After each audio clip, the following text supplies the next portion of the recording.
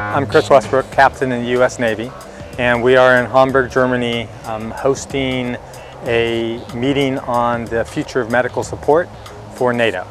Our meeting is a 3-day meeting where experts from across NATO Medical are getting together to discuss the implications of the future for medical support to missions.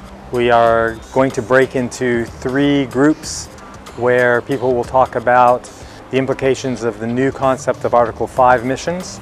We'll have a second group that is going to be discussing hybrid warfare and how medical should respond to hybrid warfare threats during missions. And the third will be for the small footprint medical mission, which is for a group of people that would be going forward to provide surgical medical care in case a wounded soldier is not able to be transported within the timelines that scientifically have said saves lives. So I think it's very important that you have the opportunity to allow people to come together, to give their perspective, to talk about their experience, and to be able to share that with other people, and hopefully actually come up with a common goal or common aim to actually take away and take forward and develop that for future operations as well.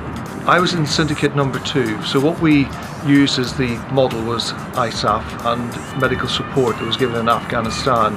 And what we considered was about what NATO and indeed what military medicine may have to consider for future operations. So for example, we talked about hybrid warfare, and although there's no definition for that, we realise that there are definite elements that we might have to consider, which may not necessarily be conventional, such as kinetic. We also have to think about maybe environmental issues. We may need to think about humanitarian assistance, support to disaster relief. So we did talk about some other aspects to that as well, but fundamentally that was the area that we were looking into, which was with regards to hybrid warfare. ACT is also involved in transformation and has to advise the MEDETs and the COMETs. So of course it was very important that I contribute to this workshop. The syndicate was the Article 5 mission, and the most important things were that more interoperability is needed, and also exchange of medical teams in peacetime in order that those teams are more interoperable during the mission.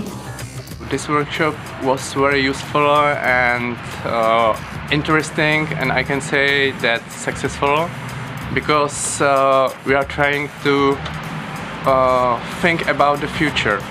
At the conclusion of our full day of syndicate work, each of the syndicates was able to produce a product to give guidance to the Committee of the Surgeons Generals of NATO, COMEDs, on recommendations we have to be able to ensure that the medical support services provided to the fighting forces of NATO are adequate to take care of the missions that the warfighters are planning.